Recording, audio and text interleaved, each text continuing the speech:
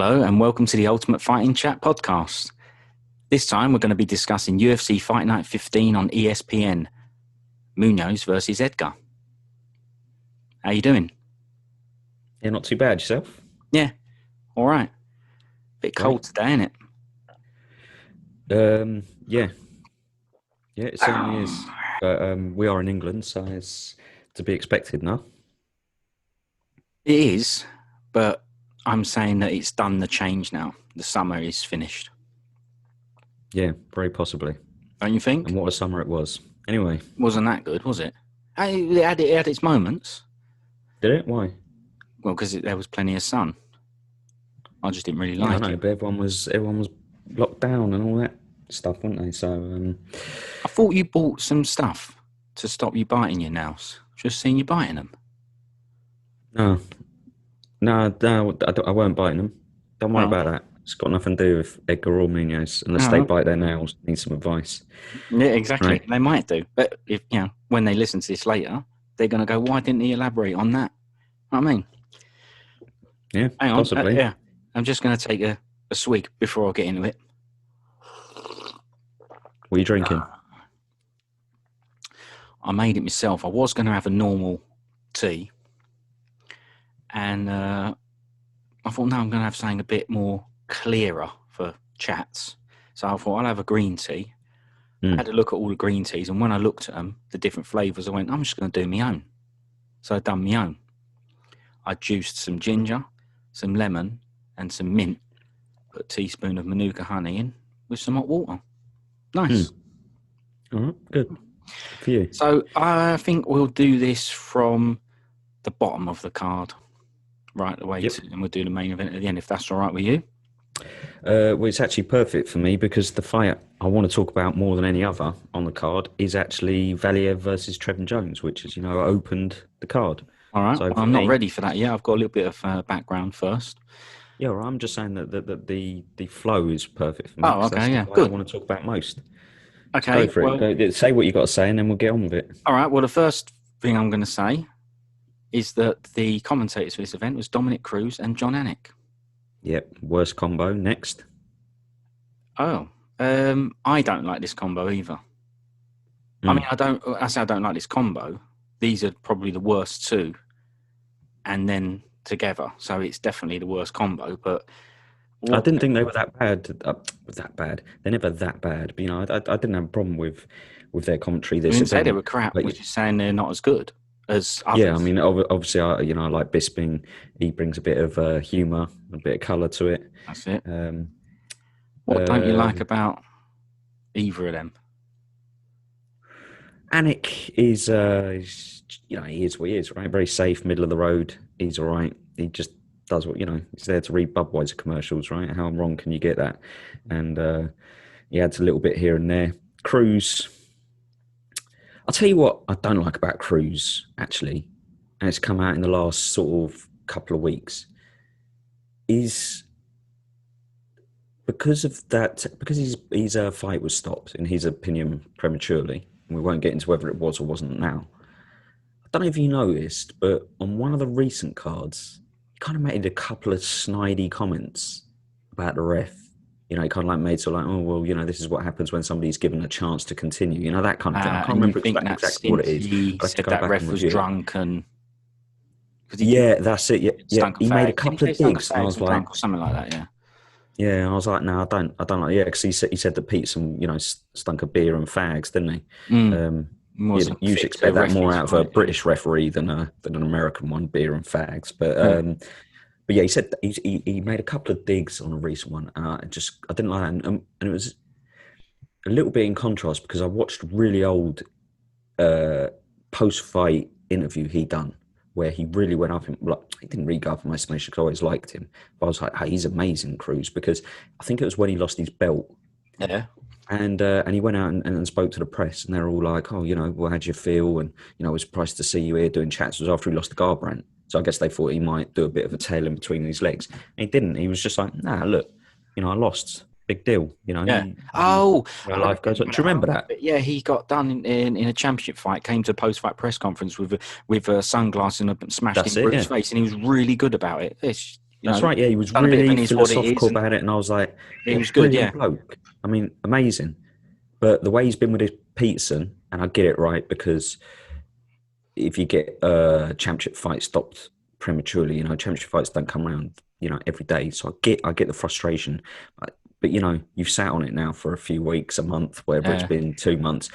Just leave the snidey comments for when you're with your mates, having a drink and saying, Peterson's crap and smells of beers and fags. Leave it for them. Don't be doing it on a broadcast. So, but what and you're also, saying, well, there's two things you've brought up there. One, you're saying it's a different reaction to what you experienced before after that fight. You're saying it's quite a lot different, and of course, as you just mentioned there on the broadcast, isn't it? I'd have to find what fight it was where he made the couple of comments. It was a very recent card. Yeah, but anyway, they didn't. It's a good one to pick up on. I'll have to. I didn't notice it, but I can believe it. But yeah, it was quite an interesting one to pick up on that. Yeah, I think I messaged somebody on it on my phone, so I might be able to find out what fight it was. Yeah, it wasn't me. Sorry? Well, I didn't. No. I do have other friends other than you. Believe it or not. They're not real, though, are they? Well, this one is, yeah. They actually are. But yeah, why would he be interested? Yeah, listen, I'm not doing a podcast with them, so they can't be that good, right? Right, exactly. And I know, but they got the tidbit of information about Dominic Cruz. I didn't. So what happened there? Yeah, it just came up in conversation. Sorry, mate, if you feel betrayed or whatever, Well, it's good enough for me now. But what was their response to it? What was their response to it? Did they have anything to say about it? They said the same thing. They said, yeah, it was it was a bit crap, but I mean, I like Cruz outside of that. Really, I just don't like his commentary. I find it a little bit monotone. And coming from someone with my voice, that's not exactly a flattering thing to say. But I don't know why this is any different to any other of the commentators, but I find his commentary the same for every fight. I'll switch off from it because he just says the same thing for everyone. So a bloke will come out, and no matter what he's doing, he's showing loads of different looks. And then the next bloke will come out, and he'll be, this bloke, it's really good what he's doing. He's showing loads of different looks. It's like, well, I mean, if that is what's happening, that he's showing loads of different looks, then fine. He's only saying what he sees, right? But every fight, as far as I'm concerned, he could be commentating on one of those. They're all the same. They're all the same commentary. He could just take that one commentary and put it on all the fights. Don't be horrible to him, but yeah, I don't like that combo either, and that was the point we made. Yeah, well, like I say, I definitely don't think he's crap. I just find that combo lacks a little bit of, with Cormier, you get all the thug rolls, yeah, a bit of individuality, sort of giggly sort of stuff. Yeah, and with Bisping, obviously, you get the, you get the British sort of sense of humour. Maybe not to everybody's taste. Yeah, he gets the I just find Felder's sort of quite middle of the road, but Felder's okay. I just find that he, Dan Hardy, obviously you get fights with the referees. He gets involved and starts picking on the referees, so that's obviously entertaining. The problem is with these two, I find it's a little bit monotone, a little bit grey. Well, they're both so straight laced, aren't they? So you've got no one to bounce off of. They are both very stiff and straight laced. The pair of them with it. That's fine. They're both professional about it. And that's all right. But like you said, the other ones had a little bit of something. So anyway, moving on from the worst commentary combo in the sport, the co-main event for this was supposed to be OSP. But he had a positive COVID test, just a little bit of, inside news there. So, don't make that difference to me because I probably wouldn't have a crap fight anyway. No, I like the guy who's fighting. What's his name? The bloke he's fighting. Why I don't remember him. When I saw his name, I didn't know who it was. Have a quick look for us. No, he's someone we have spoke about before, but obviously there's such a high turnover of sort of fighters that you sort of get. Is that a Menefield guy, wasn't it? There you go. See, look, I almost got it off the top of my head. Not bad. I don't remember him though. If I'm honest, I don't think he's amazing or anything. I just think he's he's. So what you're saying is he would have done OSP. I think he'd have done OSP, yeah, but he's on a bit of a dodgy run, any OSP. Yeah. But anyway, we you know, it wasn't a great loss to the card. I don't think, you know, No, not for me personally. Anyway, me neither. I've would have watched it if it was there. But there's another couple of fights that I believe were on this card that got removed for whatever reason. I don't know the reasons, but I think I heard Uriah Hall was meant to be on it against Romero, I think. And that's right. And Romero pulled out to an undisclosed reason.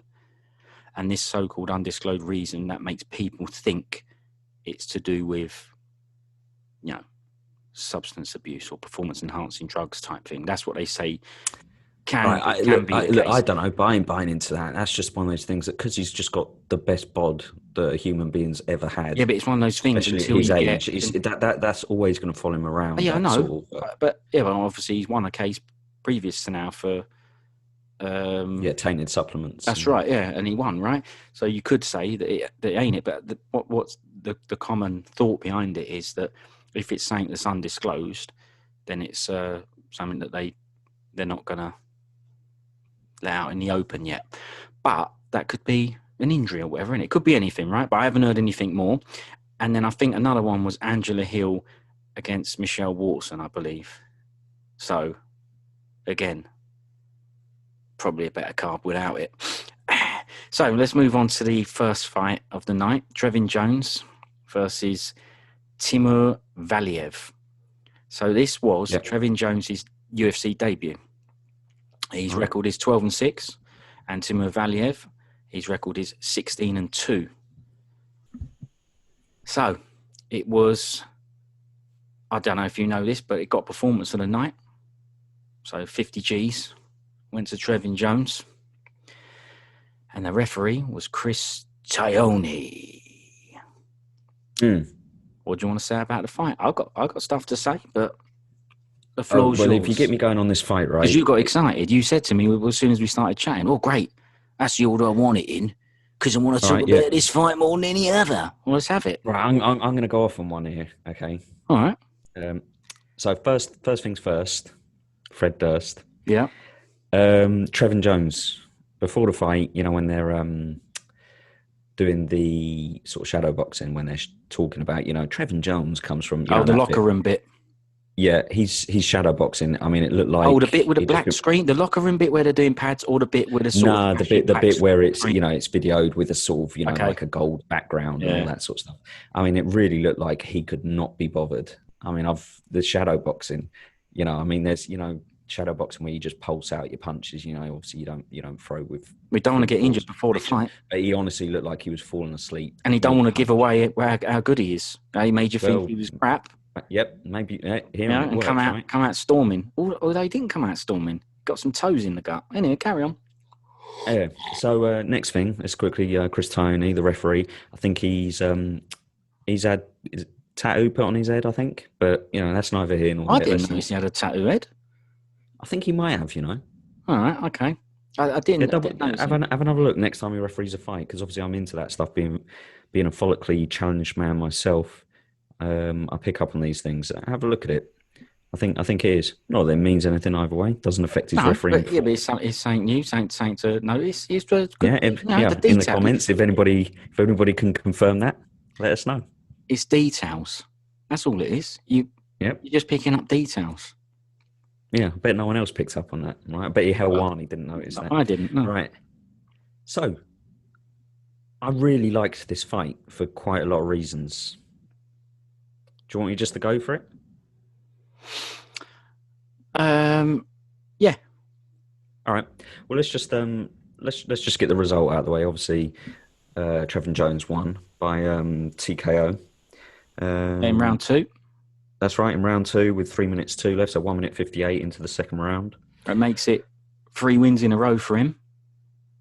He was also... what was it? I think Valiev had won six straight, so he obviously, you know, he got, you know, a little bit of a bump in the road for him, but that's what I'm going to say about it. And Trevin Jones I think Valiev's really, really good.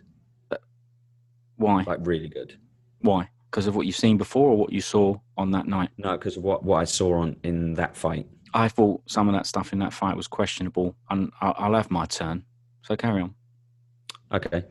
All right. Well, anyone who's still got the event on their TiVo box or whatever it is you may have, there's one of my favourite feints that a fighter's ever done. That This Valiev is why I does. didn't like it. It was 25 funny. seconds I know into the the one you first mean. round. 2 hands go up by his head. That's that's right. It's like someone played a really deafeningly loud noise in the arena, and he went to cover his ears. It was one of my favourite feints I've ever seen. Yeah, only because it was I crap. don't know what it was supposed to be, like the but McDonald referee when he was going to stop that fight, not stop that fight, not stop that fight, do stop it, when he was jumping in and out. It's the same sort of thing. When I saw that, yeah, it was funny and I liked it and I did rewind it, but it's actually my complaint about him. But carry on, one at a time. okay. Well, anyway, so the electric shock feint that's what I'm calling it now. The electric shock feint. Yeah. I think that'll be getting taught in gyms all up and down the country. From now on. But look, without breaking it down too much, because I've got loads to say on this fight. I just thought he was good, varied attacks, was mixing things up a lot. He was throwing with full force and conviction. There was a couple of times where he threw a couple of leg kicks, and he was swinging them like his leg is a baseball bat. And we were talking about body conditioning only a few days ago. I mean, this guy, to throw his legs like he was throwing them, you've got to have so much belief, confidence. You ain't gonna, your leg ain't gonna snap, or you're not gonna get damaged. So I thought he was really good. And again, anyone who's got the fight still, 2 minutes 45 left to go in the first round. Listen, whoa, hang on a minute.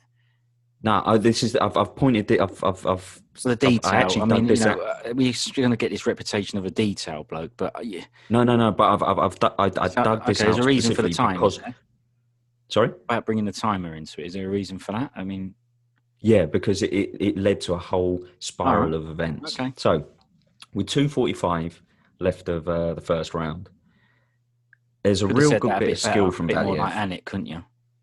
Sorry? 2:45 left on the clock, or could have done it a bit more Anik. Yeah, I'm doing. You're too relaxed for this. No, that's it. I've done a boring career. I need to be more like Bisping. Right. But anyway, with 2:45 left of round one, Valiev outside slips. Trevin Jones throws a backhand.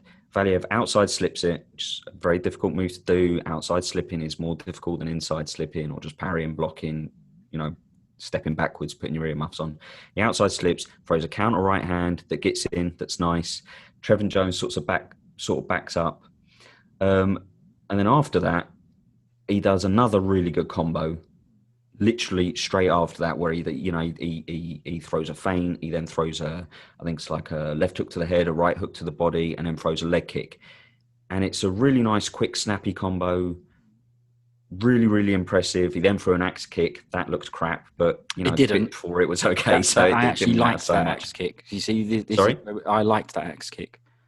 Right. Well, there you go. But obviously, yeah, I like the fact that he's throwing it right. That he's got lots of different looks, lots of different things. Lots of different what? Looks. Is that another Anik? Oh, it's a cruz, isn't it? Well, listen. If you listen to him for be yourself. Week, you're gonna pick stuff up. You know what I mean? Well, anyway, so he was just doing stuff all the time. Now, reason why this fight is interesting to me, though, is because it brings up a whole refereeing debate, which always goes on in this sport. So I've got comments on this as well. So carry on. Yeah, I agree with this. I think so. He does the body kick, which is kind of like a, you'd know better than me, but it's like a teep kick, isn't it? And the toes seem to go right in the gut. They go right under his around his belly button. And you can see, I guess it's like a stabbing pain in it, stabbing sensation when you get something like that. Okay, look, while we're on these points, because otherwise I'll forget. But while we're on these points, and you mentioned that kick that Valiev threw, it was only toes, as you say. And a lot of the time on a commentary, you'll hear stuff about toes and, don't hit with the wrong part of the foot and all that stuff. Back in the days, if someone threw a kick to the calf, they would have gone, yeah, it's meant to be up a bit higher. They hit the wrong part of the body, but it's probably a mistake, right? But we've seen how devastating that kick's become. Toes, although they're little and have got very little bones in and can break easily, can hurt. However, if you look at that kick properly and just analyse that was one single move, it ain't the toes that hurt. It's the kick, it's the body mechanics that hurt. He is good because that kick was done properly. The end of the kick was the toes. The toes are what you see does the damage, but it was his hip that did the damage. Like I say, if you analyse that kick, you'll see it. He really does turn his hip and shove it forwards straight. So he gets a real good motion on it. The toes is just what's at the end of his weapon, right? That's just what's there. Mm-hmm. The reason they dig in and sink in so much is because of his technique. His technique is brilliant. There's plenty of teep kicks in there. Teep kicks are there to keep someone off you, just to keep you away, like a jab, right? This is a jab with a kick, just to keep someone off you, keep them away, keep them guessing, etc., etc. Just get off, get off, get off. You're getting too close, get away, get away, get away. As you can see, it can be used as a strike, which is often called, a front kick as opposed to a teep. You've got a push kick, which is one you'll see where you'll push them over, knock them off balance, and they'll stumble back. That's a push kick. They're very different. Again, that's just to push somebody away, but not as fast. A much more telegraphed kick, because you have to bring your knee right up to your chest and then push right out, so you can see it coming. But it's there as a push. This was like a front kick as opposed to a teep, a proper front kick. Toes bent back, ball of the foot, along with the toes digging into the guts. But it's like I say, it's the force of incoming straight forward as well. It didn't go off to the left, didn't go from right, it came straight. Very, very good technical kick, that. So yeah, well, great. I can see why it had the effect it had. It was really good. Yeah. So this is what I was going to say about it, is that obviously caused Trevin Jones to sort of cradle his stomach, so to speak, and put him in a difficult predicament. It's one of those ones where I remember I showed you a boxing knockout the other day where you said, the guy wasn't defending his face though. I was, explaining to you that it's because he threw a liver shot beforehand. So the guy basically offered his head up because he thought there's no way I could take another body shot, but maybe my head can take a few shots. I think that's kind of what Trevin Jones decided in this. He went, another big shot to my belly and I'm out. Mm-hmm. So I'm going to have to offer my head up as a sacrifice, so to speak, because I might be able to take a few shots to the head, but I definitely can't take another shot to the body. Yeah. And so he sort of just cradled his midriff, so to speak. Now, Valiev makes a big mistake at this point. He does a Mark Hunt and he walks off. For a split second, he walks off. Did you notice that he walks off? He doesn't follow it up. That I was going to say. I also think he made a mistake. Sorry? I also think he made a mistake. That wasn't the mistake. He did do that. That wasn't the mistake I was going to bring up. But okay, yeah, well, there's another so mistake he wasted a couple of precious seconds. Who knows if he sort of followed up instantly. Those delays, you see, we've seen it with people like Matt Brown before, right? Where he gets hit to the stomach, he does that, he crumples to the floor. But if you don't hit him again very quickly to sort of take the conscious decision, or choke him or whatever, guy take over kind of thing, then what happens is they kind of get that split second to kind of go, look, you can fight through this. I think that's what happened with Trevin Jones. He got that split second extra. And obviously Valiev went back in and he started unloading to the body, which I liked because it's he sensible. Reacted to what had happened, right? I've weakened that body now, and now I'm going to finish it off, so to speak. And we see that all the time. Somebody will do damage with leg kicks. And then you'll see for round 2 and 3, they don't throw any more leg kicks. You're so frustrated because you're like, you've done so much damage with it, and now you're not capitalising on it. So I liked that. But the problem is most of his punches were winging punches that were coming around the side of the guard, and so they were hitting into more sort of the rib cage area, not the effective area, which was up through the middle. But what I was going to ask you is, how long do you think Valiev teed off on Trevin Jones without any attack coming back, without unanswered punches, let's just say? I don't know. How many strikes before Trevin Jones threw a strike in retaliation, and how long a period of time do you think it was? Well, it's not something I made note of, so it's a good question to ask. I'm going to have to go off the top of my head what it felt like as opposed to what I know, because I don't know. I'll say 45 seconds. Unanswered strikes. Very close, yeah. I think it was 49 seconds before he threw Jones threw a strike. What a guess. Okay. There's a problem, though. You didn't give me 3 guesses. Okay. That's normally the rule. Well, maybe so, okay. But how many unanswered strikes do you think that was? Okay. I suppose roughly. I was close enough on the other one. Unanswered strikes, let me think. In that much time, can't just keep going mad. This is where I think he made a mistake. I'm going to say 22. Yeah, not bad. It was 30. What happened to the 3 guess rule? You should... all right. No. We ain't got time for that. So, 30 unanswered strikes. All right. 49 seconds. obviously the decision not to stop it was the right decision because Trevin Jones came back, right?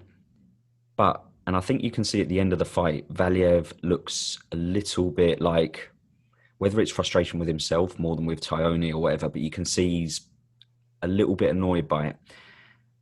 And when he gets stopped, it's 18 strikes. He unanswered strikes that he withstands. By the way, I have zero problem with the stoppage, and I have zero problem with Tony letting it carry on. I'm just saying that when people talk about fights being stopped and this and that, there's so many moving parts to it, because obviously you had the Herb Dean scenarios, this, that, and the other, that it's not that simple. So say, for example, I don't think there's many people that would have complained if after 25 strikes and 30 seconds of Trevin Jones doing nothing, the ref just waved it off. Of course. Right? Because he was taking elbows to the head, he was getting punched to the body. A lot of those punches were landing. Would have been fine to stop it. Strikes, not all of them got in, but a large percentage did. And I don't think anyone would turn around and go, that was a terrible stoppage if Trevin Jones got stopped in that first round. Would they? No, it would have been completely acceptable. Yeah. So and understandable. And I agree with you. And let's face it, when you're watching it, you thought it was going to get stopped, right? I did think that, you know, there was a couple of times where he sort of like threw elbows into his head. He threw a right hand that sort of landed on sort of more the top of his head. But, you know, there's sort of like big looking shots, you know, and the guy's sort of still cradling his midriff and sort of pinned against the fence. And, you know, his legs are sort of a little bit bent, like he doesn't have full strength under him. Yeah. So I would have had no problem if Tony just went, listen, you know, you ain't getting through this, son. It's game over. Yeah, loads of time left, etc. Yeah.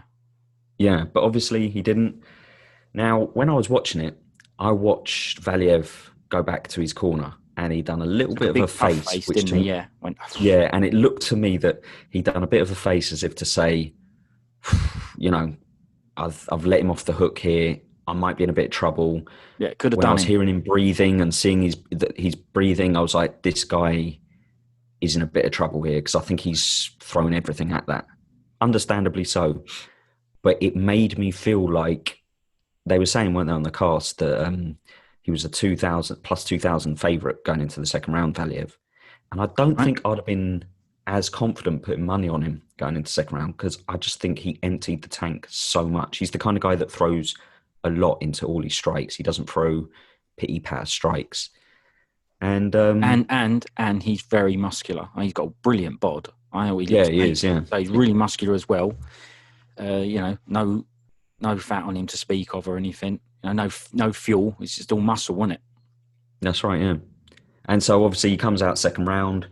That Jones sort of occupies the center of the cage a little more in the second round.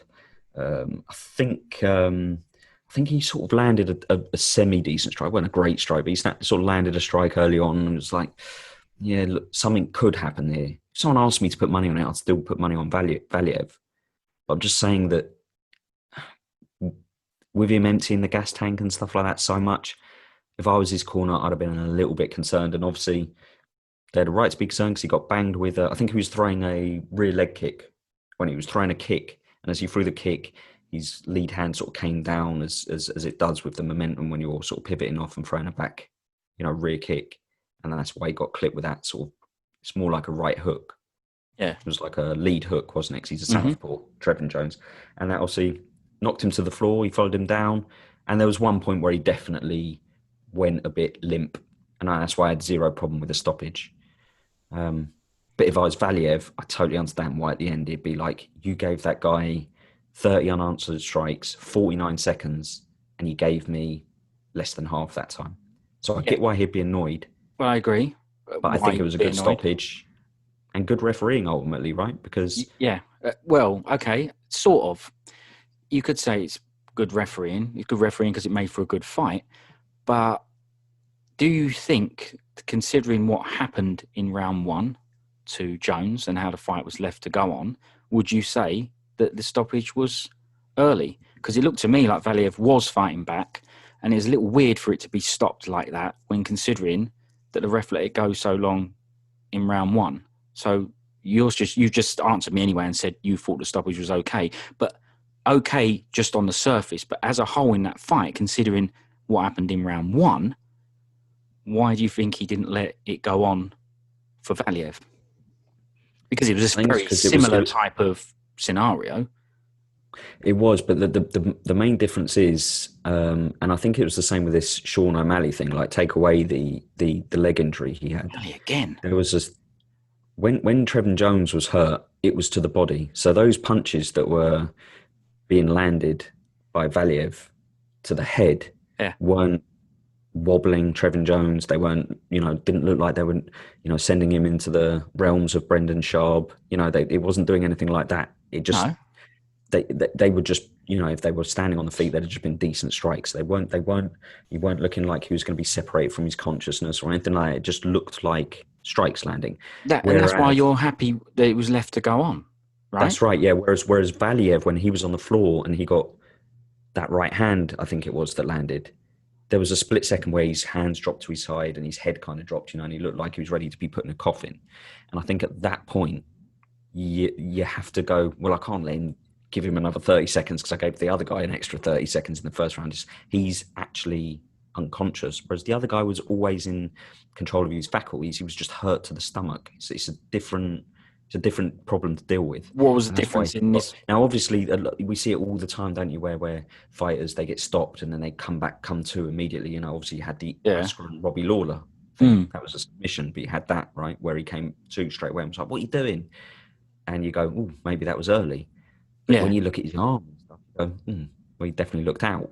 And it was the same as Valiev. To me, he looked out. It was the same with O'Malley. There was a couple of times in that flurry on the ground and pound where it looked like he went out for a split second. Right. And if you go out, as far as I'm concerned, that's basically pretty much the fight over. Right. And even I thought he looked all right. He was grabbing straight away and all that, he did, didn't he? He ended up sort of like grabbing him around the midriff right, when the ref sort of stepped in. But I just think he went out. And when you go out, you run the risk of the ref stepping in, Do you not think? Without watching it again, it seemed a little early to me because it seemed to me he was fighting back. But what I will say is that I noticed, I don't know if refs take this into account, but I noticed that in round 2, he came out, and as in round 1 as well, but in round 2, I noticed he was throwing a lot of big kicks. And that takes a toll on your cardio, especially after what he did in round 1. So I did think it's a bad decision to come out and start throwing big kicks. It takes a lot of energy to throw big kicks, yeah? He already looked a little tired. I don't know if the ref looks at things like that and goes, wow, we know he's shattered or whatever. Who knows? But what I do think when you're talking about mistakes, the mistake I think he made was not just that he hit, say, the wrong part of the body and whatnot and he didn't get the finish. I think if he followed I don't want to say don't follow the sport, but if he followed the sport with different eyes, maybe, he would have known how to finish that fight, even without being devastating.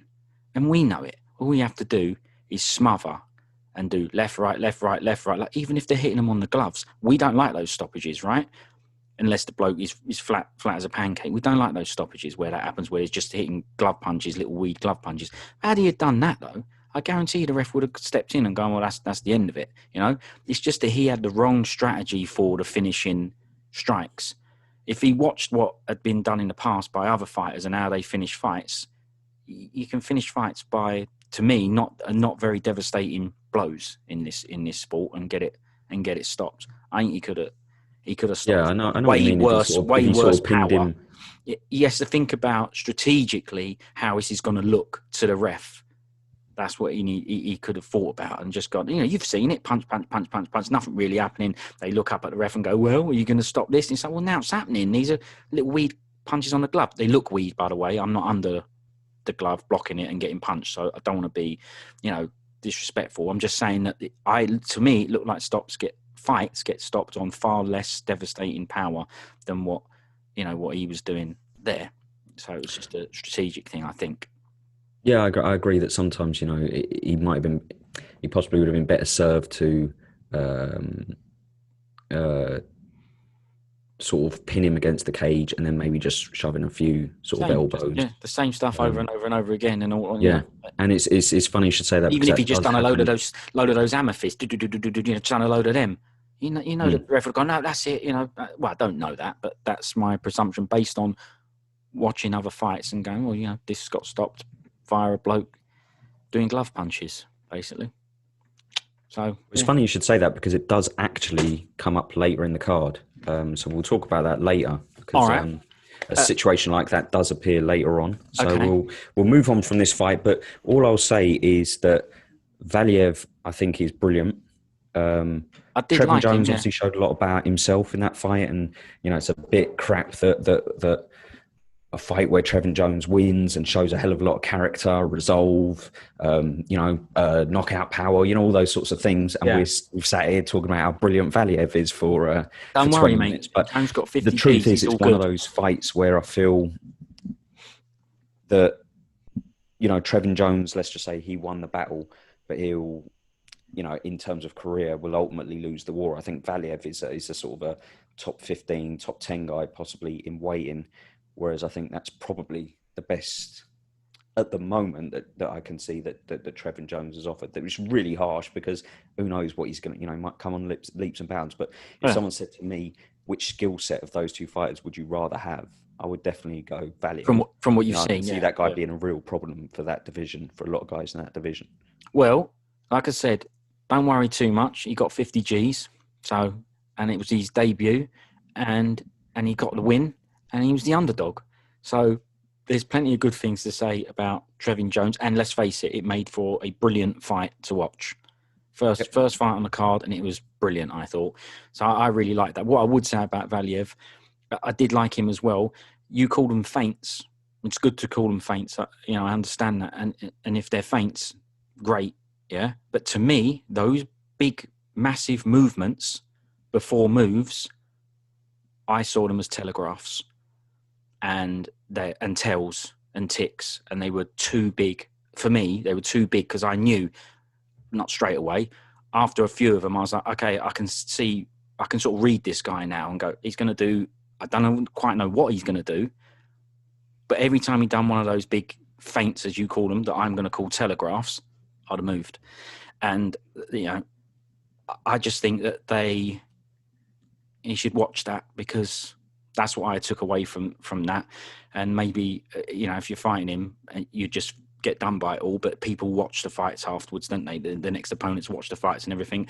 And if I was Mark Emery and Almeida, which is who Valiev trains with, I'd be looking at that and going, listen, you might need to watch it with those big movements you do before moves, because even if the person don't know what you're going to throw, they're just going to get out of the way, and you're going to throw something big and you're just going to burn your cardio out. That's just me looking in and my take on him, but he was good for sure. We'll give Mark Henry a ring. Let him know. All right. I'll do that. But I don't know if I need to let him know, because surely he knows. We'll see. We'll see if his style changes. Mark Henry is listening to this, right? Of course he is. If he's got any sense, he is, yeah. Well, and we know he's got sense, right? So he's going to be listening to this, and he can take it away for himself. So I don't need to ring him. It's there for everyone to listen to and take note of. So enjoy yourself. Moving on to the next fight, yeah? Yep, let's do it. Carlton Munhoz. In my language, it's minus. I don't know what it is, but I think it was Carlton Munhoz from USA. 10-1-1 record he had. So he's 10-1 basically. Versus Matthew the Jedi Semelsberger. Also from the USA. Record 6-2. This is a welterweight bout. Now, what I've got to say about this, I'm going to go straight away on the nickname. the Gemi, new one. There's a reason I made that mistake, right? Because his name is Semelsberger. I trust Anik, yeah? Gets all the information beforehand, so I'm sure his name is Semelsberger. It's spelt Semelsberger, and he called him Semelsberger. So why is he called Semi the Jedi if he's Semelsberger? He ain't even got a semi in his name, right? To make it worse, he spelt Semels with an E. Semel. He had a tattoo on his arm with a Superman badge as an S, and then an E, an M, and then an I. Semi again. His name ain't Semi. So I don't know who came up with that one and went, yeah, I got a good name for you. Semi the Jedi. It rhymes, right? Like, but my name ain't Semi. My name ain't Semi, bruv. So it's a crap one. It's so good, I'm going to put it on my arm. Someone said to him, it's a shame your name's not Semelsberger, because then you could call yourself... But even that don't work. Semelsberger. It should be called Semi's Burger, right? Then it would work. Semi the Jedi, right? But he's not. He's called Semelsberger. It's just, Yeah, it doesn't work spelling wise, and it doesn't work pronunciation no, wise. so it was a crap one. Yeah, but it's you know, he obviously got it in his head that it's a good one. But what would you call yourself? You know what he should? No, I was going to say he should have called himself the Beef because Semelsberger. Good one. See, The Beef already it's Burger, better, but- right? Because you're using the pronunciation going burger. That's it. But no, he's called Matthew Semi the Jedi, and he so agreed it that, like I said, he's got the S as a Superman tattoo starting with the S. That looked crap as well. A big, powerful Superman badge as the S, and then just some normal letters underneath. No good font or anything. It was just some normal letters. Listen, I ain't smashing him in, we can but- discuss UFC tattoos on another Yeah. podcast because there's certainly a plethora of terrible tattoos to draw from, and I know everyone just goes to the same two, don't they? Alan Belcher's Johnny Cash on his arm, that looks like he's sat next to a fire and melted. And what was the other one? Is the Damage? No, that's good. To me, that looks like he done that one for a bet. That looks like. Look at his face. Look at his face. Get those little does match his tattoo- face, right? Sorry. It does match his face, though. Yeah, it does, yeah. Because he's saying the Distraction in his damage face. because he But puts damage on people. It's the reverse. when It's you the were damage kids- on his face.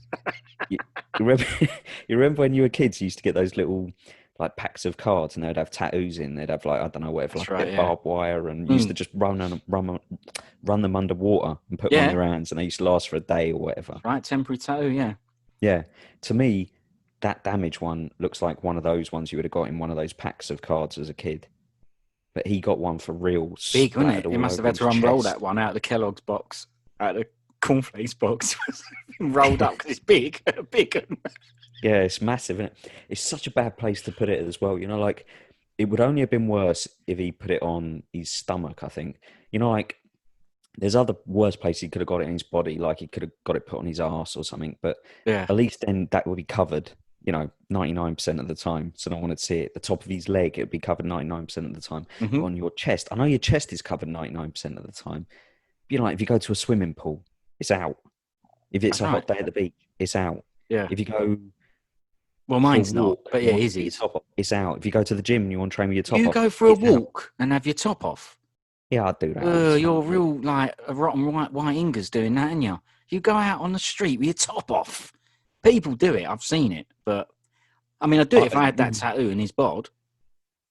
Well, if it's hot, then there are times where my top comes off. Does it? What, on the street? Well, I've never seen you do it on the street. No, I have to say I've never had my top off on the street. But Right. trust me, if I had a tattoo like Darren Elkins, But it'd have to come out. I'd even if I was I'd wear intimate, chestless. even if I I was would intimate, actually. intimate with a missus, I'd have to have the lights off.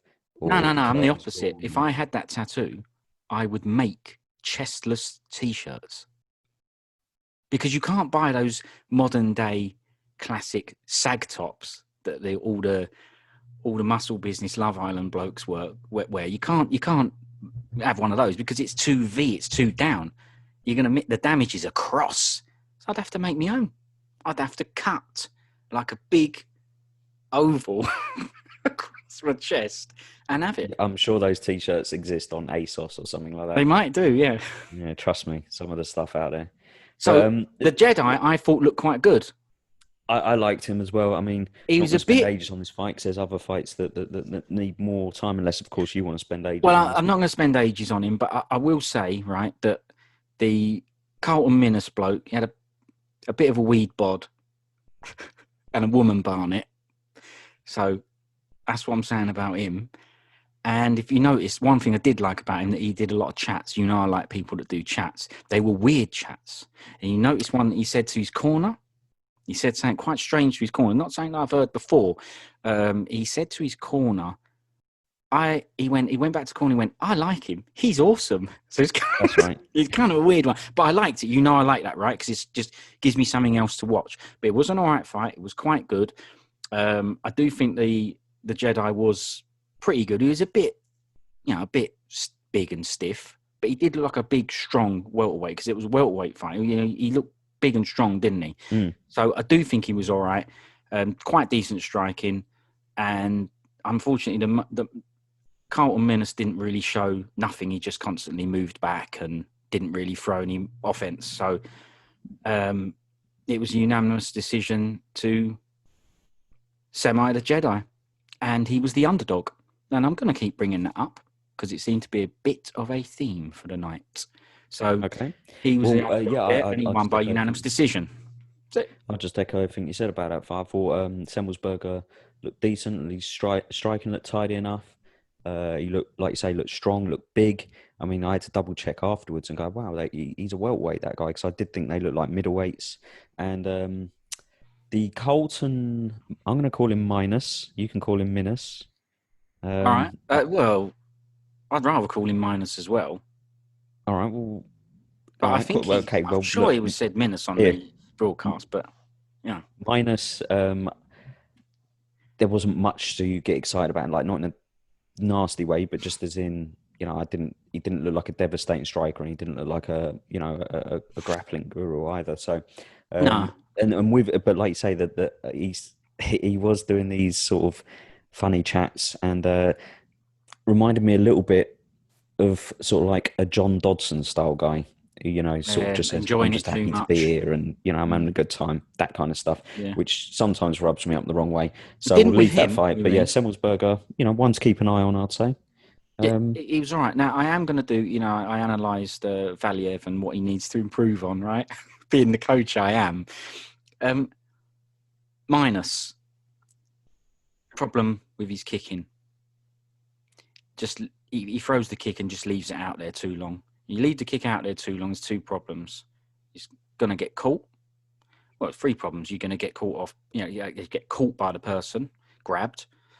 It'll keep you off balance. You'll just get pushed over by a counter kick or something like that. So I didn't like that he left them out there too long. And what actually happened was because he left his leg out there too long, he got countered with a punch by the Jedi. And that's why he got knocked down at that point, because he got knocked down at one point. And it's because he leaves his kicks out. They drag. You leave them out. You've got to snap them. You've got to come out, and look, you know about a jab, right? It's out and back to your face, right? Or wherever you hold your guard. It's the same with a kick. It's out and back. He leaves them out. So there you go. Take that, Minus. Yeah. Do kicks, minus the delay. Yeah. Minus his trainer should give you a call after you've got off the phone to Mark Henry. That's right. And now at this point in the commentary, and it was when I noticed it at this point, Dominic Cruz, he kept using first names on the commentary. Now, I don't know why he does it. I would suggest that he's probably doing it so he can say, well, Anik calls him Semelsberger and I call him Matthew. It means you get to know the fighter's name. If you look down on the bottom of the screen by the timer, it will tell you Semelsberger, right? And I don't know this, I'm making this up, but maybe he'll go, yeah, but I'm getting to know the fighter's name, the full name, because you only see it at the beginning. But I didn't like it. And the reason I didn't like it is because one's using surnames and one using first names. And he did it repeatedly after this. And it can be confusing, especially if you don't know the fighters. So these fighters, I've never seen either of them fight before. And, you know, he's calling him Carlton, and then Anik will go, yeah, Minus. And then he'll go, yeah, Semelsberger's doing this. And he'll go, yeah, Matthew's great. And I'm like, well, which one are you talking about? And I kind of need their support, especially on fighters that I don't know. So that's something I picked up on. So little note to you, Dominic Cruz, as well. Yep. you need to fix that. But it's what we said earlier, right? Yeah. Worst commentary combo. Right, but and I agree. I mean, it's a genuine thing I'm picking up on. Honestly, for me, it was a little confusing, and I think you need to stick to something so that I know who you're talking about. And he kept throwing me off. Like I said, he's not going to throw me off if it's McGregor on the screen, right? He ain't throwing me off, right? But he kept doing it, and it threw me off. Which one's he talking about? You know. So yeah, just saying I noticed. Yeah, well, obviously we want your viewing pleasure to be as high as possible. So, like I say, we'll get in touch and let Dominic know. All right? No, I'm leaving to it. Next fight. Yep. Ike Villanueva from the USA, 16-10 versus Jordan Wright, also from the USA, 10-0-1. Jordan Wright in this one was the favourite. It's a light heavyweight, 205. The referee, Jason Herzog. It was all right, this fight, I thought. You remember it? Yeah, I do remember it. Sorry about that noise. I do remember it. Of course I remember it. I only watched it about a short while ago. But I watched it. The Wright fella. What's his first name? Sorry. Jordan Wright. Jordan Excellent Wright, nickname. I was right. Is it called a nickname? Yeah. What's the fighter name called? Sorry? What's the fighter's nickname called? What do you refer to it as? Is it a nickname? What's Jordan Wright's nickname called? No, I'm not asking you what his nickname is. I'm asking, do you call the Jedi a nickname? What do you call a fighter's name? Yeah, well, it can be a nickname, your moniker. That's another one, isn't it? Is it? All right. Well, I wasn't sure if there was an obvious one of what it was called, because the only thing I could think of was nickname. Well, his nickname I really liked, the Beverly Hills Ninja. Brilliant. Right. Loved it. And he looked like a Beverly Hills Ninja. He was great. I really liked this guy. I thought he was good. And he was the favourite in this fight. What I was going to say, just very quickly about Jordan Wright, is that he said in his interview after that he was fighting up a weight class for this fight. He'd usually be fighting at middleweight. You might be too far away from that mic. Can you hear me now? Oh, I always could, but I want everybody else to be able to hear you. The comments, the things you say. All right. Well, they're priceless. He fights at middleweight. He said didn't have to cut any weight for this fight. Okay. The only thing he had to cut was his opponent. I didn't realise that. Yeah. All right. The only thing he had to cut was his opponent, I said. Oh, see? Yeah. This is why you need to be close to the mic, right? But he, I mean, it's quite impressive that it's sort of like his first strike was that spinning heel kick, caught him, and then basically got him in a tie clinch, didn't let him go, threw loads of knees to the gut. It was a good tie clinch as well. One of them caused the cut, and that sort of ended the fight and led to Villanueva walking around dropping the F-bomb. Now, was he supposed to be a middleweight as well? Who, Villanueva? Yeah, because he looked like he easily could have been. Well, I was going to say, if he hits the treadmill, he might even make flyweight for his next fight. To me, he looked like Diego Sanchez. Just let himself go a little bit, but not much to say on it really.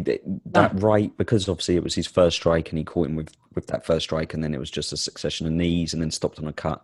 He's one of those guys that a little bit like, I'm going to throw out there now, Johnny Walker. So looked devastating in his first two fights, and then his next two fights looked like he'd never put on a pair of gloves before. It was after he smashed his shoulder in. Maybe that had a big impact. That's it, yeah, doing stupid celebrations. But I think that is, we'll have to reserve judgment on Of course. But from just for a little bit, just because we didn't really get to see much of it. Yeah. But what you saw, you liked, right? Sorry? What you saw, you liked. I mean, he had a great bod, even at 205, so he looked good. Big, strong, good, obviously good kicks, good flexibility. Didn't really see any striking apart from the clinch or whatever, but I honestly like him. I'd definitely, interested to see him again. He was good. Yeah, I thought he was good. I mean, there's not much more to say about it other than, I don't know, did you watch his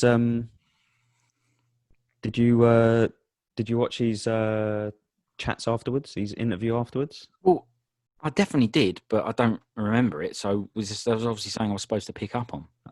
Yeah, but you're the detailed guy, you know what I mean? A couple of times he does that thing, sometimes people do, where he laughs really enthusiastically and then just stops dead, just stops suddenly. So he'll go, ha, ha, ha, ha, ha, and then just stop, serious face and everything. So I don't know, is that a fake laugh or what?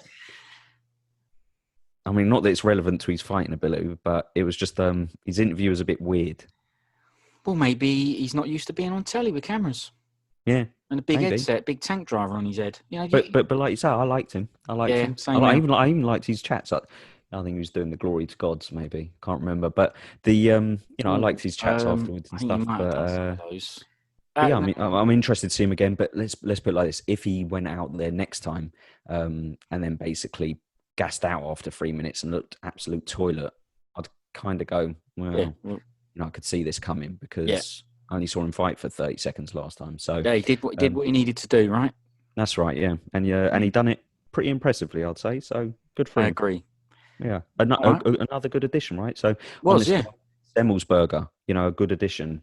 Jacob Wright, a good addition. Jordan Wright, sorry, Jacob Wright might be a good addition as well, but we ain't seen him yet. Not seen him yet, yeah. And also Valiev and Trevin Jones. You say there's four good new blokes there, or newish blokes. Yeah, that we didn't know and hadn't seen before. So yeah, it's good. We're on to the next fight. Don't worry, we won't be long on this one.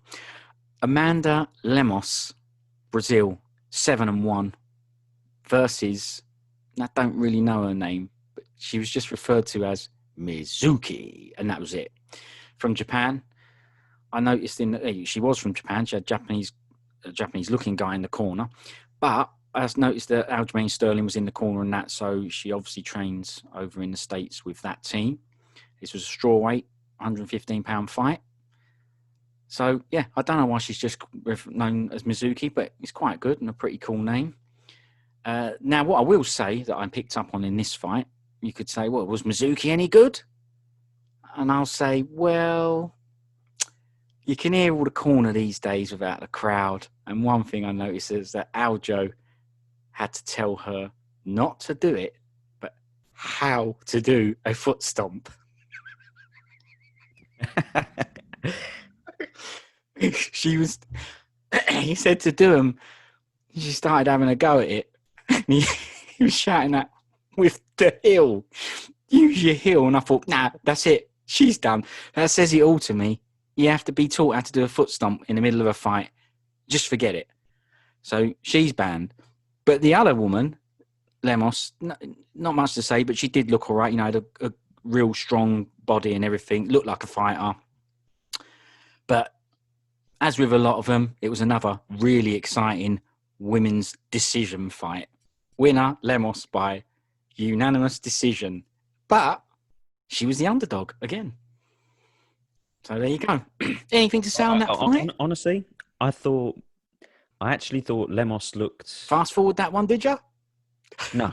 I watched all of them because we're going to have a chat about them. Oh, but, okay. Yeah, no worries. I actually enjoyed thought Lemos looked strong, especially for a strawweight. Yeah. Had a bit of snap and a bit of pep in her punches, which is, not often the case. And she looked like she would, cause a little bit of grief for most of the ladies in that division. So again, I'd say, a decent fighter, right? Because will you enjoy it next time? I can't think off the top of my head, but depending on, say, how good her grappling defense is or her takedown defense is, I could see her beating up Esparza or someone like that.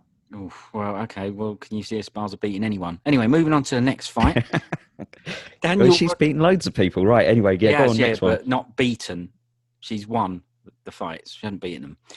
Daniel Rodriguez, USA, 12-1. This guy was the favourite. He's versus Dwight Grant, also from the USA, 10-2. Right? The welterweight match, 170 pounds. The referee, Chris Tione. So, take it away. What do you reckon?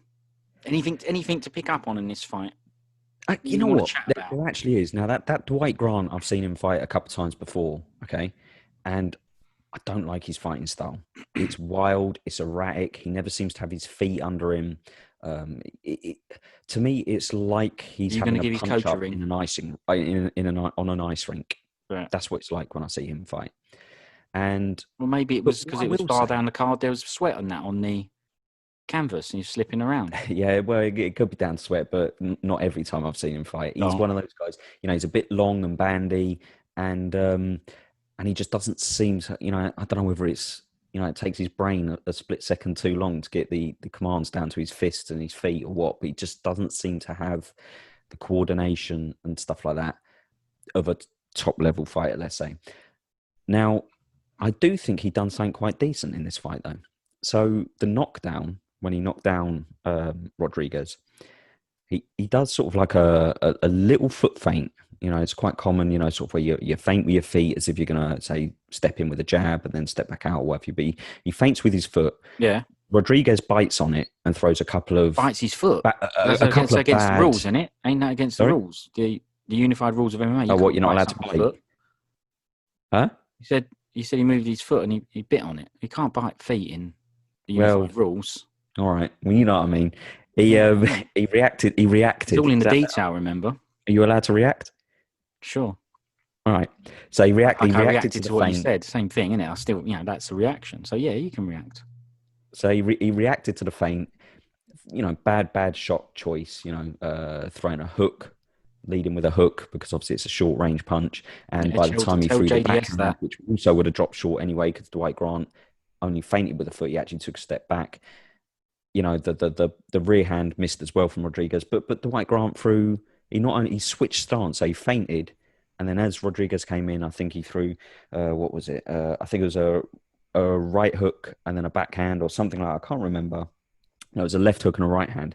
But he also switched his stance a little bit like McGregor did against Aldo. When Aldo came in and McGregor switched stance, went back and threw the backhand. It was a little bit like that, but obviously... Do you think he meant to, or was it just like he was on an ice rink when he done it? But do you think he meant to do it, or was it just positioning and more comfortable for him to step in and move in?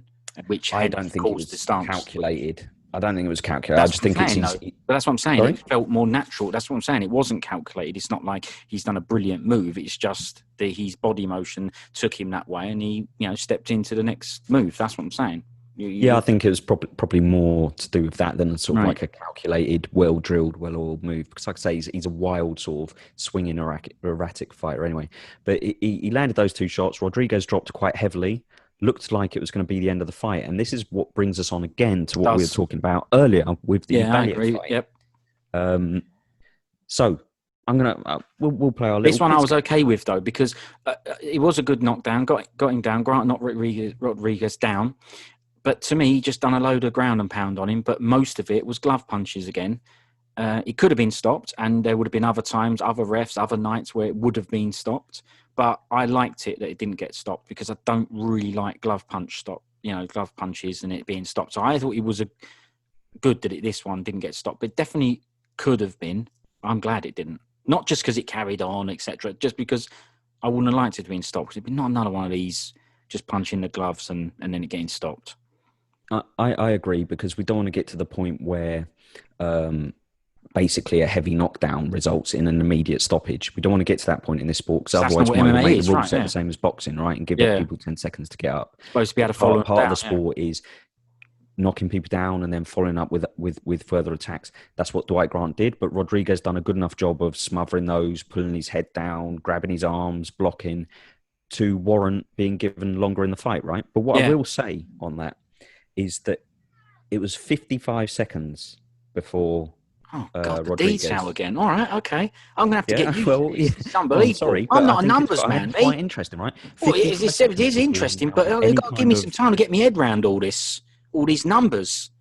Well, look, it was basically a minute of Dwight Grant throwing strikes without Rodriguez throwing a counter strike after being dropped. Yeah. And it was 60 strikes. Now, like you say, most of those hit the gloves, weren't wobbling him again, this, that, and the other. Again, I don't want to make out like I've got a problem with this fight not being stopped or whatever, because it was definitely the right decision and a good refereeing decision. He took other things into consideration. What impact are these follow-up strikes having? How is Rodriguez moving? So it was actually brilliant refereeing. I'm just saying, pointing out there was a hell of a lot of strikes. And again, I think Dwight Grant emptied the gas tank. He'd done a bit of a Valiev, but way worse. Sure. I mean, he didn't just empty the gas tank. He went to the boot of the car, got out that little red container. That's right. It was on the excess, emptied that in there, and then used all that and all. So he was really on Queer Street. I mean, he needs to get a hybrid car, because then he can use electric, switch over to exactly. Yeah, you go to a charging station. That's right. They could have plugged him into the corner or something. But anyway, he obviously emptied the gas tank. Now, one thing I noticed, which they didn't notice on the broadcast, so again, that's why Anik and... crap combo. Right, is when Rodriguez gets up, did you notice he grabbed the fence? I didn't. Right, so you're crap as well. Yeah. So when he's getting up, if you notice, now I thought to myself... I can't remember it. Let's put it that way. I might have noticed at the time. I might have noticed, but it's not something that I made a mental note of, no. Okay, well, I did make a note of it. Well, detail. So... why there's two of us here. Sorry? This is why there's two of us here, right? Exactly. Yeah. I cover I your don't blind need to spots and be vice versa. berated for it, or you didn't need to be nasty about it. This is I'm not why being you're nasty. here. You have to be. Listen, there's a reason you're here, and if you don't, show that reason, then you're pointless. So, by all means, it's great that you noticed something I didn't. All right. Carry Well, on. if you notice, because at first he puts his hand on the cage, and I thought to myself, well, maybe he doesn't grab it, so it's not a fence grab. Maybe he just he Pushes can against, sort of uses use the pressure. the cage, to get some sort of to leverage or to push against. But if you notice, he puts his hand against the cage, and you can see his fingers. You see like little five little pink strips coming out at the end of his glove. Mm-hmm. And then you see them disappear because he obviously wraps them around the outside of the cage. Yeah. Then stands up, and then his little 5 pink strips appear again. All right. What are you going to do? Fine him? What are you going to do about this? I'm not going to do anything, right? Oh, are you going to send Tyone a tweet? Chris Tyone a tweet? He was the ref. What? No, he didn't know. It's just one of those interesting things that happens in a fight that altered the course of a fight. I still think that Rodriguez would have won regardless because Dwight Grant was so out of breath. I think that he possibly would have had a heart. But again, he didn't get being in there for another 10 minutes, but he didn't get a minute's rest because the round didn't end or anything. Like you say, he tired himself out trying to finish it. There was still ages left in the round at that point, yeah. So he was in a lot of trouble regardless. So there's nothing wrong. Like Chelson said, if you're not cheating, you're not trying, or something like that. I don't think it was Ortiz. I think that said it. Running on instinct. I think it was Tito Ortiz that did that. Said that. Ortiz. Yeah. The wise words of Tito Ortiz. But anyway, brilliant. I don't think there's any sort of intention from Rodriguez. He was just in a situation, and he just acted as people would. He just sort of took an opportunity, or just tried to get himself back to his feet. Yeah, it's not blatant cheating. It's just like something to notice, like you say. Yeah. Yeah, and he caught Dwight Grant with a little left hook, and that's how you could tell that Dwight Grant was absolutely shattered, because that left hook was not devastating, but he's not really got great foundations to start with. But he just fell over from that left hook. You said he's on ice, isn't he? So yeah, you're going to get punched and be on ice. Exactly, yeah. And I think it was just a few follow-up strikes, and that definitely wasn't a late stoppage. He went out a couple of times, no questions asked, and that was the end of that. Now, the thing that I took from this is Dwight Grant is not UFC caliber. Nasty, okay. It's not nasty, is it? And it's just an opinion. He obviously is UFC caliber because he's had a few UFC fights, right? But what I'm saying is he's always going to struggle. Well, there's other things he can do that might be better suited to his skill set. So he could go and say dancing on ice, something like that. There's other options. Something like that, yeah. And you don't have to be an ice skater for that. Remember, it's a celebrity thing, so you can go on that. Oh, hang on, it's not a celebrity. Anyway, yeah, carry on. And the thing that it took from is Rodriguez is one of those guys that gets into a swinging match with his chin right up in the air. Yeah. So I don't doubt that he's a tough guy, a strong guy, and all these things. But that's he's a bit of a Mike Perry, right? Sorry, bit of a Mike Perry, I suppose. It's funny you should say that, because I thought to myself afterwards, because they're welterweight, I thought who would Rodriguez match up well against?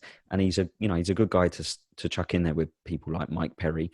If Mike Perry still has a job with the UFC, who knows? But he's a good guy to stick in with someone like Mike Perry, because they'll put on a show for the fans. It's true. That one. Can't argue with that. And that what's it called? A segue. You know what that brings me on to? A show for the fans. In between the fights, little adverts come up, things come up, don't they? And there was an advert done. If you noticed it, you might have just fast forwarded into the next fight. Who knows, right? But there was a little advert talking about the contender series, the winners lineup.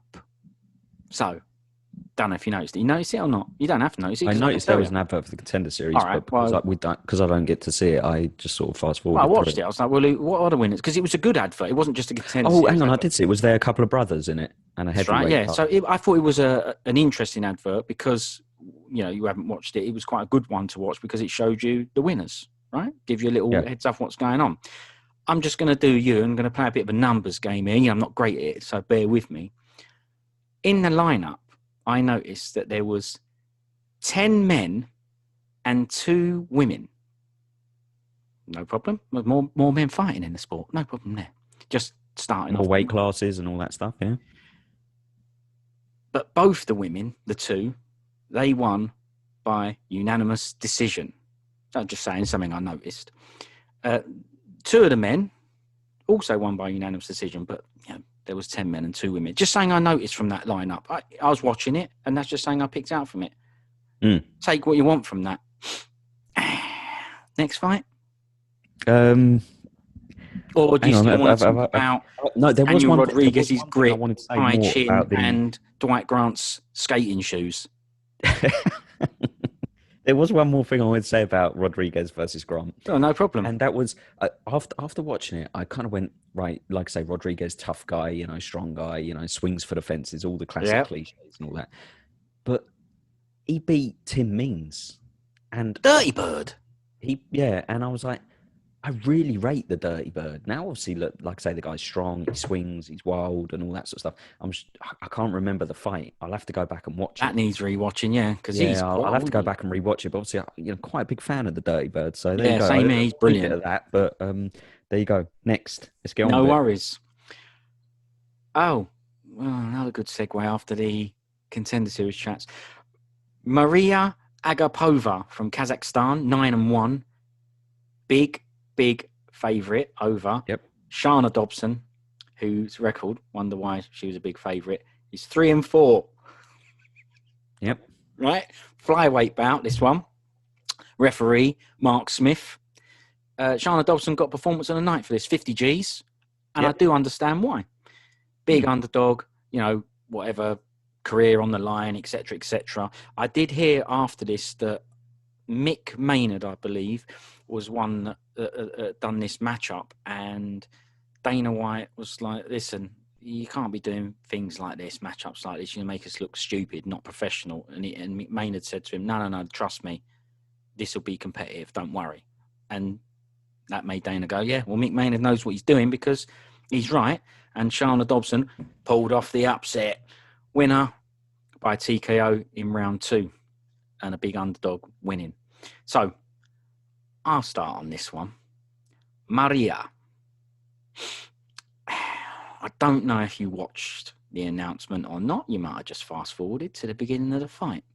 But did you see what she was doing whilst Buffer was announcing her name?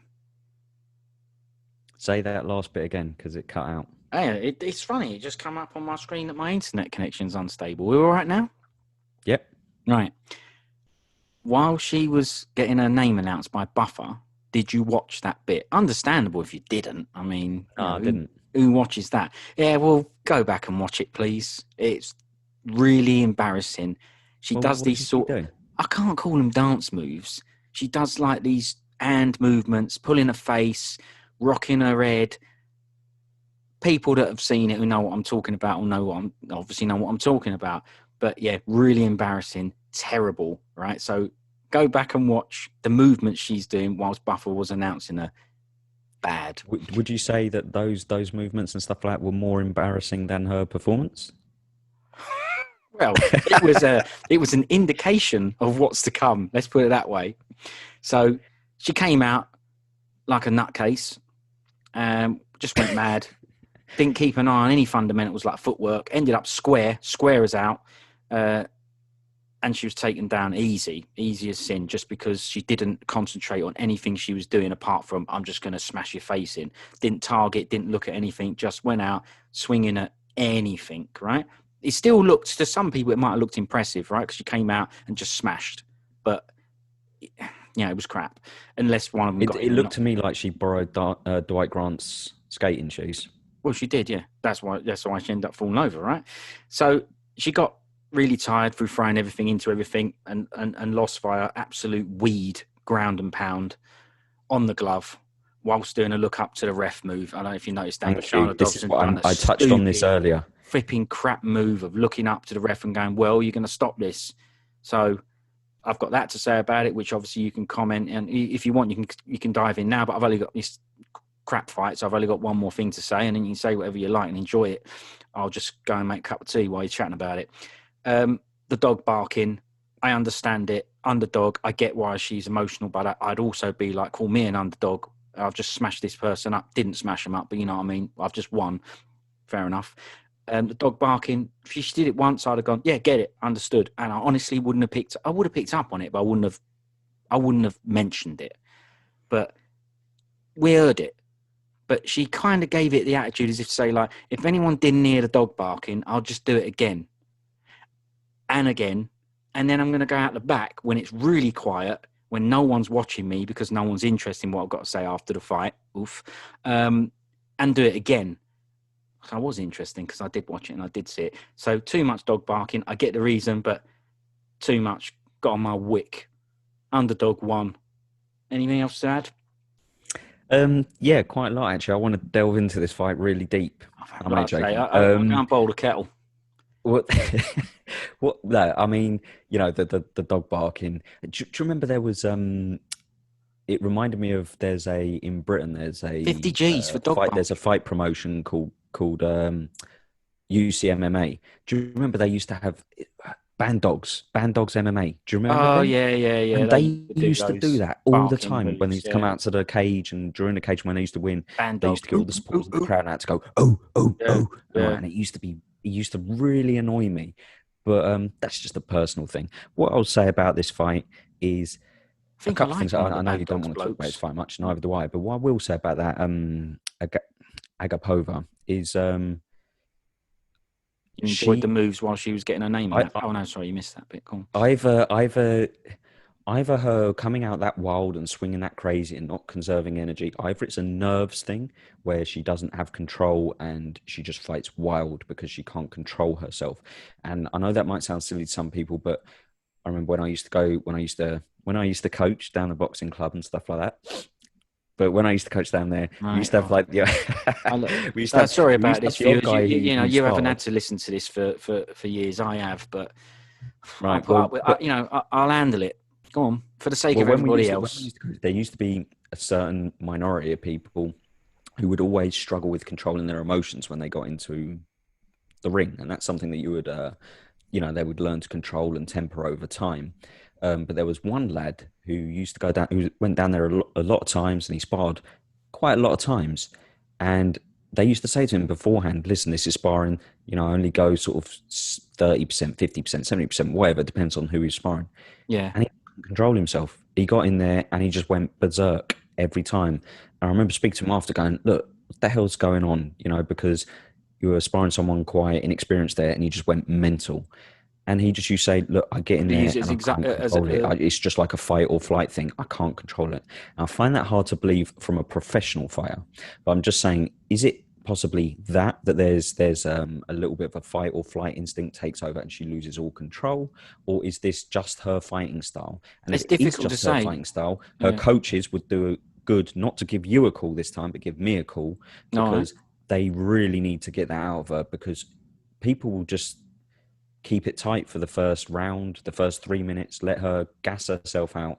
And then as you saw, she basically got stopped from, her mount was reversed with not much in the way of technique. It was just more an exhaustion thing. Yeah, and Dobson got on top of her, threw some punches, to her head, looked up at the referee. Like you say, I had zero problems with the stoppage, but I really don't like it when, that's a hen and Burrell move, looking up at the referee going, can you stop this now, please, before my arms get tired? Yeah, I'm getting tired. The referee duly obliged. Now, he might have stopped it at that point anyway. We'll never know. But I certainly don't like people looking up at the ref as if to say, like, come on, do your job. He'll step in when he feels the time is right. And if it's Chris Tognoni, he won't ever step in because just lets people just go and go and go. Yeah. But by the way, his refereeing is brilliant, right? All his refereeing decisions proved to have been right. So that wasn't me digging him out. But that was my issue with that fight. That Agapova really sort of, they need to rein her in a little bit. And that's all I've got to say on that fight. Thank God for that. Okay, the next fight is Austin Hubbard from the USA, 12-4 record, versus Joe Solecki, also from the USA. He's 9-2. This guy was from the Contenders series, and he was the favourite. It was a lightweight bout, and the referee was Herb Dean.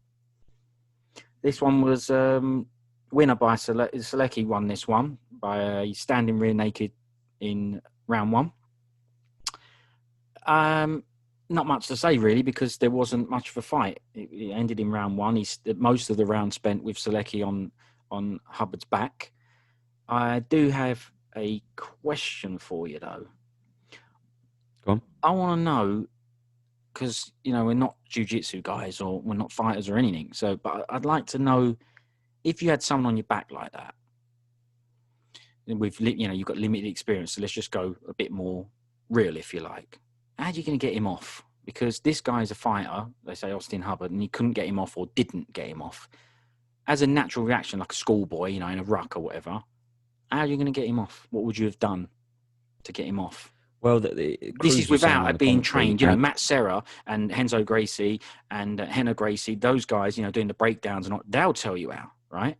That's not what I'm asking, because we wouldn't know how, right? But how are you going to get him off? Would you at least try? Because it didn't look like there was much going on.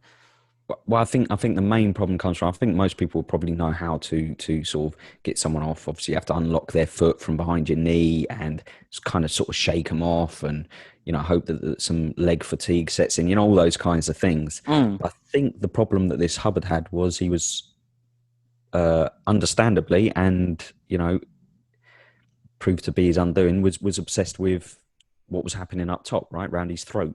Yeah, that's what he was obsessed with. So getting him off his back kind of like was the secondary objective. The primary objective was not getting choked or dealing with those forearms trying to slip under his neck. And obviously he wasn't able to stop that. So, I mean, that fight, for me, I thought Solecki looked quite good. I thought he looked athletic. Yeah, good board. I thought he looked decent on the feet. And I thought he looked all right. I thought he looked like another decent addition. Someone who I'd, be happy to chuck into, a reasonably higher level quite early on. He looked good. Yeah, I even liked his after celebration, or lack of, the fact that he was calm, more Cerrone like, just sort of walked away from it, and he was happy. You could see he was ecstatic that he won, but he kept his composure with it all. I like to see that sometimes. It shows a lot about someone. So I also thought he was quite good, but I think the most run-of-the-mill thing to do, apart from to protect your neck, to get someone like that off you, is to, move your feet and smash them on their back, right? That's what I think a schoolboy would do, but I wouldn't do it, because obviously I'd be too scared to fall over with a person on your back or whatever. So it can't be easy, but, this is, you've seen it with Ronda Rousey and Carmouche. That's right, yeah. I remember watching the breakdown for that, and he said, you've got as much as you want to stop the hands from choking you, it's only going to happen if you stop what's creating that hand problem, which is the legs being locked around you. So, and like you say, it almost cost Rousey that fight, right? Because she did focus on unhooking the feet, and Carmouche did slip the choke in, and it did look like for a while that Rousey was going to get done. But it makes sense. You can't. She didn't, because then we would have missed all those, all those shadow boxing videos that came after. Yeah, that's right. Yeah, we missed all that. The Ultimate Fighter and all those other hilarious moments that she gave us. So, thank God she didn't. And it's understandable, right? Like getting rid of the legs first, because if those legs weren't there, then you're not high enough to even be your arms to be around the neck. So it does make sense. Maybe something for his coaches to let him know about. Yeah, well, whose number are we giving out for that? Now the coaches will pick up on that one. It's pretty obvious, I think. All right. Next fight. Marcin Prachnio from Poland, 13-4, versus Mike Rodriguez from USA, 10-4-1. Rodriguez, another one from the Contender Series. He was the favourite. It was light heavyweight. Referee Jason Herzog. This was Mike Rodriguez. He won this one by, he finished it in round one by a KO. Now, quite like this fight. I thought it was quite good. What did you think of it? I've got a few points that I want to make. If you want me to make them first, that's fine. Maybe we should decide who's going to make points first and take turns. Up to you. I don't have many points to make on this fight. So you yourself. Well, if you remember, he got him in a tie clinch, right? And he started throwing elbows and stuff. Yeah. Now, the tie clinch, the reason it was so effective for Rodriguez here is because of his length, his height. You imagine being taller than someone and putting your arms around their neck, leaning your forearms down on their shoulders and traps, yeah, dragging on the neck. It's perfect, yeah, because you're above them and you're putting some gravity down on top of them as well. So he had a really good body type for a tie clinch. Depending on who he's facing, you know, if he's facing someone, if he's facing someone taller, the skyscraper bloke, Stefan Struve, then no, it won't be so effective, right? But this guy, Prachnio, was shorter than him, so it was a good move to do, or a good position to get into. He made the most of it. I'm telling you, that's why that was very difficult to get out of. You might go, why can't he get out of that clinch? Very difficult to get out of based on Rodriguez's body structure. Very, very difficult. And he was good at it as well. He clamped the forearms right into the neck. It was really good tie clinch. Showed a lot of skill. You know, if you just from one move, I can say this Rodriguez is decent. Even if he's not good at anything else, I don't know. I'm just saying because we didn't see much. That was a really good tie clinch. He made the most of it. There was a little short elbow that mostly went unnoticed on the Terrible Duo broadcast. It's like an inside elbow, which you do get trained in Thai boxing. You just lift your arm up and you shove your elbow in, and there's a little bone on the inside of your elbow that's supposed to hit like the side of the head or whatever. And in training, yeah, I saw it. It was just before he landed the two left elbows. That's right. It was a tiny little one, right? Which I think done a lot more damage than, you know, is noticeable, if you know what I mean. Obviously, the big swinging elbows, they're noticeable. They cause head trauma, you know, neck snapping, that kind of thing, right? And unbalance and stuff. These little ones, they don't cause that big a deal on the body because it's a tiny little move. But it's very, very hard to generate power with. If you try and do it and hit pads with it, you kind of go, God, what, this is a crap move, this. But there's only so much you can do in that short space. You either have to get out of that space and create some space. If you're going to stay in it, there's obviously knees, but if you're going to use your hand, you know, you can't throw decent hooks from that space unless you call me out on Miocic. But there's space there. But there's no space. The only thing you can do is things like that. And it was nice to see because it's a traditional martial art move you don't see much in MMA. He used it to great effect, banged it on the side of the temple. To me, that elbow was the key. That was the start. Well, the clinch was the start of it all, but in striking terms, that was the start of that. And it was a very good example and a nice one to see because you don't see it often. So good one, that. I liked it. Wasn't much of a fight to see, but I enjoyed it. It was a good one. Yeah, and he followed it up with a Johnny Walker elbow, didn't he?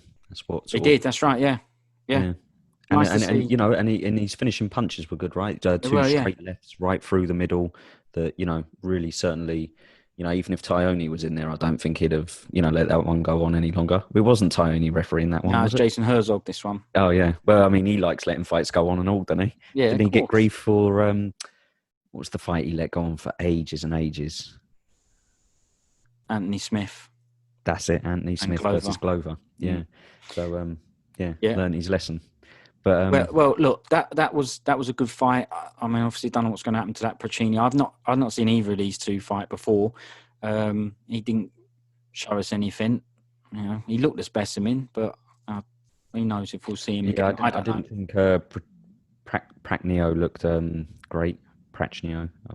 Sorry if I'm butchering that name, but yeah, Rodriguez. You know, just like say his body he type, looked he's good. A very tall guy at light heavy. You know, I don't think light heavy's the most talent populated division in the sport right now. So you know, he could probably get somewhere, I imagine. Do you not think? Yeah, I do. I honestly like the look. Again, you've just mentioned it a few times in this chat. He's another one, good addition. Like the look of him. You know, just very quickly, I'm going to read you out a few light heavyweight names because I don't want to spend too long talking on this, but we'll go through 10 to 15 and just see where you think this Rodriguez matches up against these guys. So Paul Craig, I think he'd probably win that fight by knockout, provided he didn't get go triangled. Yeah, committed. Don't he do triangles off the back, don't he? Yeah, every time. Shogun Hua, I think, you know, a shop worn Shogun. I could see him picking him out quite comfortably. Yeah, I think he'd do Shogun. Yeah, so I mean that immediately gets him. You know, that's the bottom bottom 2 spaces in the top 15. So, There you go. Yeah, I think he could have his eyes on the rankings possibly in his next fight, no? yeah. He was good, Or his next couple for sure. and he's come from somewhere. As in, I don't know what he'd done before Contender, but he has come from the Contender, which is your sort of next version of Ultimate Fighter as well. So, and I thought he was good. So the next fight is the main event of the evening. So I'm sorry if you've been waiting for this, and we've done it at the end, but this is when we're doing it. Put timestamps in it. Yeah, all right, yeah. Frankie Edgar, 22-8-1 versus Pedro Munhoz from Brazil, 18-4-1. Munhoz was the favourite. Let's say a bit more. It was a bantamweight at 135. Referee was Herb Dean. This one fight of the night, 50G bonus. There was a mistake on the broadcast because on the broadcast, when they introduced them, it tells you who's the favourite and the underdog. They both came up as the favourite. Something for the someone to. I don't know who to contact there because it won't be a coach to put that there. So no, it'll be somebody in the production team, and like I said, we'll put out your phone number at the end of this. And I'm going to speak. I'm going straight to Dana as and when. No, I'm going straight to Dana with it. I don't know Wright those things, but he might not. It might be someone else. You want someone's job over this, do you? Well, I don't want it. I don't want the job. No, I don't mean you want it personally. I'll do the job, and I wouldn't say they're both favourite. No, so I'll do a better job. Yeah. No, but I mean, I don't mean you want their job because obviously you're betting. No. You want someone's job, to lose their job over this. No, slap on the wrist will do, but it needs bringing up. We can't leave it. It was the main event. We can't just leave it and go, oh, don't worry about it. Nobody noticed because guess what, Mr. Detail? I noticed this time. Yep. Nice one. Right? But so now I will start there. The favourite was Pedro Munhoz. The obvious reason for that is going to be, it's the first time Frankie Edgar's fought with 135, but silly, I think. What do you think about that Munhoz was the favourite in this fight against Frankie Edgar, 22-8-1, former champion at lightweight? Speak to me about it. Third. I'll tell you what. I'll give you some details before you say this, and then you can tell me whether you think he should be the favourite, because I don't have these details on Munhoz, and there's a reason for it. So, Edgar's bantamweight debut, as you know, 135. Previously champion at lightweight, 155. In 2010, right, that's when he was the champ. He's been fighting at featherweight for ages, as you know, right? So that's now 2 weight classes. This is his 3rd weight class. Let's talk about some of the achievements, right? He made his UFC debut in 2007, 13 years ago. So he's got experience, yeah? It counts for something. It counts for a lot of experience sometimes. This will make him a 3-weight division fighter. That gives him more experience. He's fought against different sizes, different strengths, different skill sets. He's won Fight of the Night 7 times. He's got 1,568 significant strikes. He has the most fight time in UFC history at over 7 hours. And this is his 27th fight in the UFC. So, despite all this, Munhoz was the favourite to win. What do you think about that? Okay, I appreciate all that, but this was his first fight at bantamweight. Oh, for God's sake! No, that wasn't actually going to be my thing. But what I would say, and this is what I'd ask you about. That's a bookies thing. Right? I appreciate that if you want to talk, sort of CVs and stuff like that, right? There's not going to be many people who have got better CVs than Frankie Edgar. Yeah. But what I'd also say is, if someone said to me, "Here you go, here's a $5, go and put a bet on one of these chaps," I'd have put it on Pedro Munhoz. So that's would why you? Well, that's why I said it's a bookies thing. So you're not surprised. So in that way, you're not surprised he's the Munhoz was the favourite. Yeah.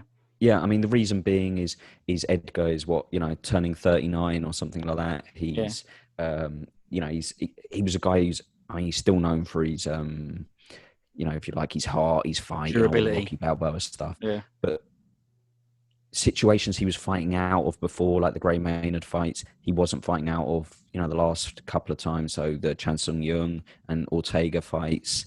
So I'm not suggesting he's over the hill, finished, any of that kind of stuff. I certainly don't think he's as good or lethal as he was before, right? But I also get why Munhoz would be the favourite, because he's younger, fresher, and I think before the event, I thought to myself, I think Munhoz is going to win this. And obviously he didn't, but should he? Three weight divisions, champion at lightweight, UFC debut in 2007. We've dealt with that, 13 years ago. No, it's not good enough, right? No, it's good enough. I've given you a reason. Not. Okay, if I gave you a tenner and said, no, forget that. Let's just say, right, I would have done it. I pointed a gun at your head and said, Munhoz or Edgar, who's winning? And if you get it wrong, I'm pulling the trigger. Who are you picking? Genuinely, before the fight? Frankie. Yeah? Yeah, definitely. And not because of those stats. I just got those because, they're interesting for starters. But I would have chose him, yeah. Because guess why? Not just because of those stats. It isn't because of those stats. It ain't because I like him, because I do like him, right? And yeah, I could go, but a younger bloke. But I like experience. I think experience counts for a lot unless you're old and over the hill, which we don't think he is. He just hasn't fought much recently, has he? But if you look at the stare down, the weigh-ins, etc., that sort of thing, the beginning of the fight, the touch gloves bit and all that. If you want to touch gloves, do it now. This was the first time, tell me if you agree or not, that he didn't look too small compared to the competition. The very first time that I remember. I think Munhoz looked a little bit thicker overall, but they were a good size match. And it's brilliant to see that from Frankie Edgar, because it's always the thing you say, you kind of go, I like Frankie, I really want to win this fight, but okay, he looks weed, as in stature, size. Didn't look like that this time. So I'd have picked him for sure. I would have won. Well, I mean, I know what you're saying, but to me, Frankie Edgar is like the incredible shrinking man. Because it seems to me that no matter what weight class he goes to, he still looks like a little kid. And he looked smaller in that fight. To me, Munhoz is, he looked wicked, Edgar. His body looked, like he looked in really good shape and stuff. And he certainly he knew it as well. You could see muscle definition more than you could at lightweight, where he was a bit sort of stockier. But but I still looked at Munhoz and when he looks like he's got, thicker back, thicker legs. I think they're the same height. I was like, if someone said to me he's bigger, I think it was a little bit. If someone said to me he's coming down from lightweight, I wouldn't have picked Frankie. I said, you're joking. Frankie looks like he's just got out of high school. Looks like he's coming up from flyweight. Lucky him, a 38-year-old that looks like a kid. And lucky him, he's a 38-year-old that looks like a kid. No, that's a good thing, isn't it? Yeah, that's what I'm saying. Lucky him. Yeah, it's amazing that he looks like a kid. So I don't know. I mean, I'd have gone for Munhoz, but I certainly wouldn't have. I wouldn't have been, resting easy and gone, roll. That's a bet. I'm definitely winning. Like, lost. Like when I put a bet on, who was that heavyweight fella I put a bet on? I don't know. I don't remember. You've got a gambling problem. Potts. You put bets on loads of people, so I've lost count. It's an issue, isn't it? Yeah, it's not. I haven't placed a bet in a long time. I might start doing it again though. But there was that heavyweight, Ruslan Potts, or the South African heavyweight. Huan. And he was just, I saw clips of him before he was in the UFC. He was one of the worst fighters I've ever seen. I couldn't believe he got signed. So I put money on him to get knocked out. And guess what? He got knocked out. I definitely wouldn't have been putting money on, Munhoz and going, that's that. I can cash that in. I definitely would have been like, this can go either way. But I do think that I would have picked Munhoz. And I do think if I was a judge, I'd have given it to Munhoz. 47. Okay, and I do know you would have lost that bet. And I do know that you wasn't a judge and it didn't go to Munhoz. So, right. Look. That's right. Okay, but who do you think won that fight? Munhoz, right? But and I'll tell you why in a minute. But I one other thing I like, noticing little things. You can tell me if I'm wrong. I think it's the first time I've seen Frankie wearing skin-tight Valet Tudo shorts and not normal MMA shorts. He was wearing the skin-tighters. So he was definitely confident in that bod. Because I ain't wearing them shorts ever. The Valet Tudo ones? Yeah, no, forget it. I might get you a pair for Christmas. No, you got me those swimming trunks and they still ain't gone on. Yeah, well, maybe we'll do a big reveal. I'll get you a pair. It'll be a reveal, all right? Yeah, there'll be little reveals in some areas and big reveals in others. So, I ain't wearing them. But he was very confident in his body, which is a good thing. It shows something, right? He's like, I feel good, I look good. I don't remember him wearing those shorts. Maybe you're reading too much into what he's well, why didn't he wear the normal shorts that he always wears? Why skin tighters? Why is he wearing skin tights? No one's asked him. He just feels it might help with his grappling. People aren't grabbing onto Well, he hasn't been wearing them. Sorry? He wears normal. He doesn't normally wear them. No, I know, but maybe it's a Right. decision he's made recently where he said, Oh, maybe. yeah. Just so happens it coincides with a wicked bod. All right. Yeah, well, it's a bit of a coincidence, but I think that fight, I think just to you know, when the decision was being read, I did think to myself, this could be the way. You know, before Buffer even started, you can always tell when it's going to be a split decision because he'll specify the names. He'll go 48, 47, Edgar. Whereas if it was like all for Munhoz, he'd have got, you know, all for Edgar, he'd go 48, 47, 48, 47, 49, 46. So it was obvious it was going to be a split decision after he read out the first score. Yeah. But before he even did that, I thought it would be a split because I just thought it was one of those classic, and Edgar's had these a few, and this is why I don't begrudge him getting this result and why I'm okay with it. And I have no problem with anyone who scored it for Edgar. I think that's very, very, you know, very possible and no issue with that at all. But he's been on the receiving end of a couple of those tight razor thin decisions, hasn't he? A couple with Benson Henderson and stuff. So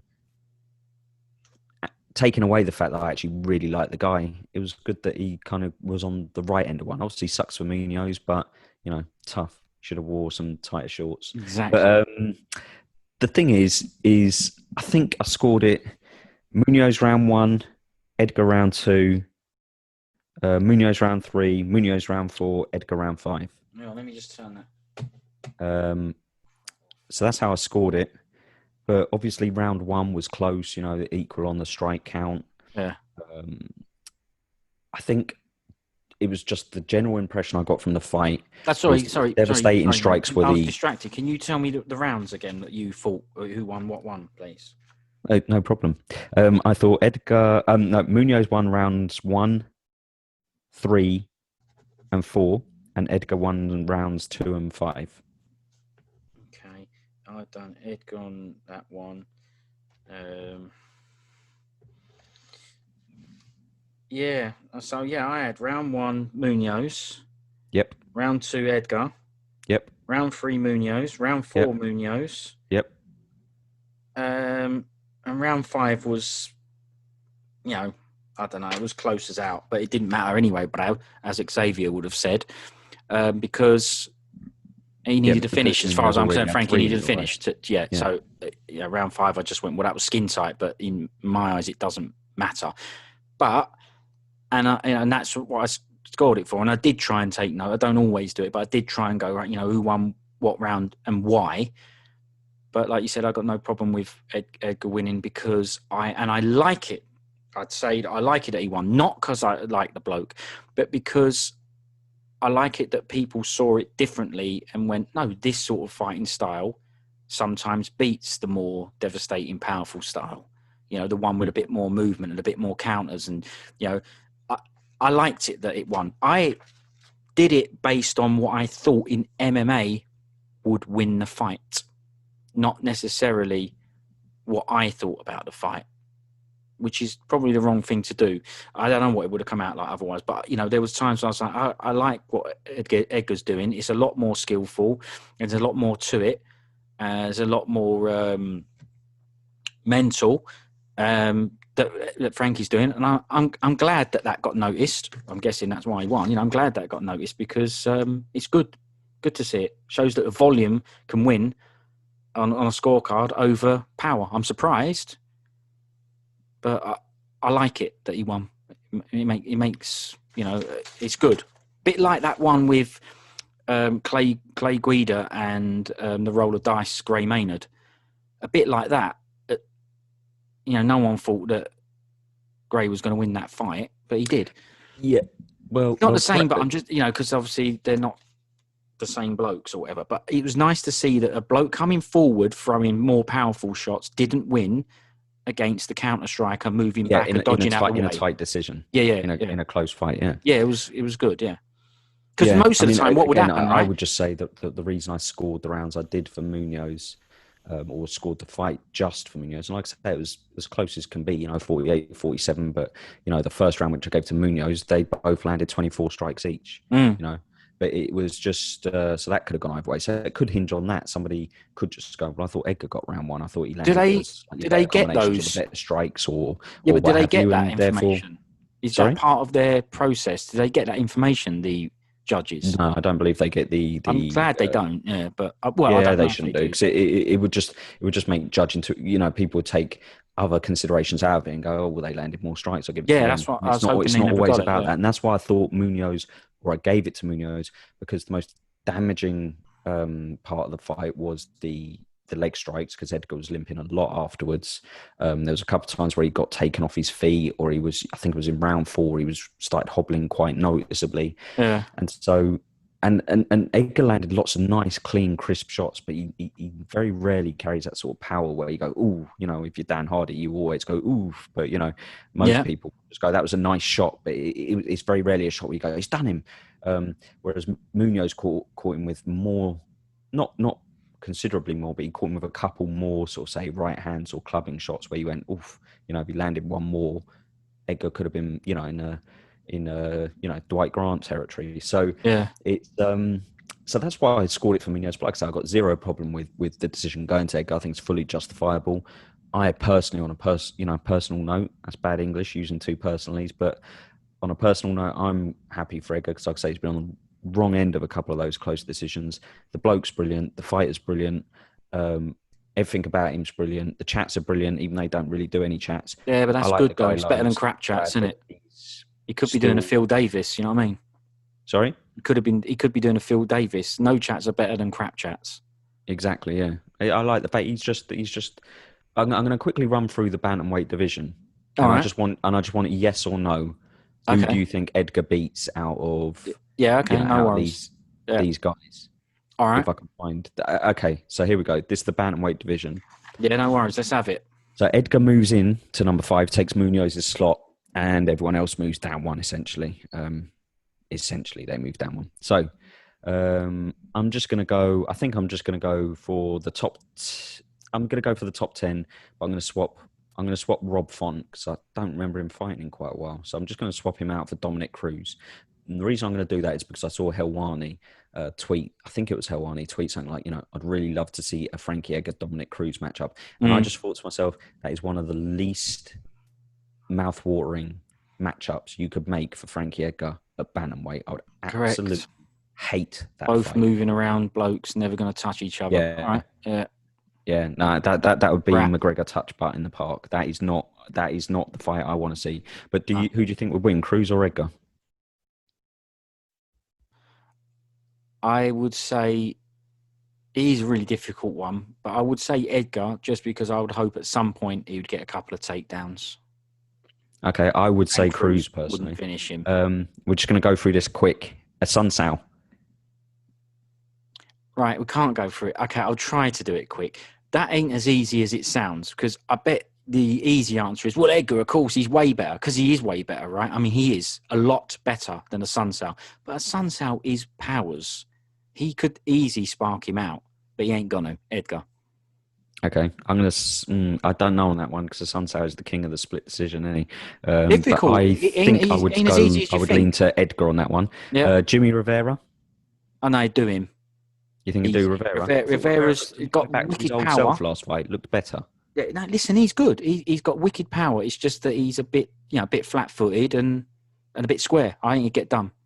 Edgar's got angles. He might catch Edgar with a big punch. That's right. He might. But you have to go on. That could happen. What's more likely to happen? That's why I think Edgar will win. So Edgar.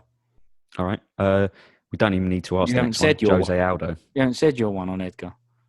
And I said I think Rivera would probably catch him with a big clubbing shot. Well, you'd lose it again on the betting, but okay. We don't need to ask about Jose Aldo because we know he can't beat him. He's done him twice, hasn't he? Aldo's done him twice, I think. Yeah. Okay. Yep. All right. Okay. We'll stick with 100% Aldo because he's brilliant. Pedro Munhoz. Well, we know Munhoz should win it, but let's go with Edgar on that one. I'm not going to bother asking that one because we've obviously just seen it. I'm not fighting again. Yeah, I've done him now. Next. Corey Sandhagen. To me, that's Edgar easier than the others. Yeah.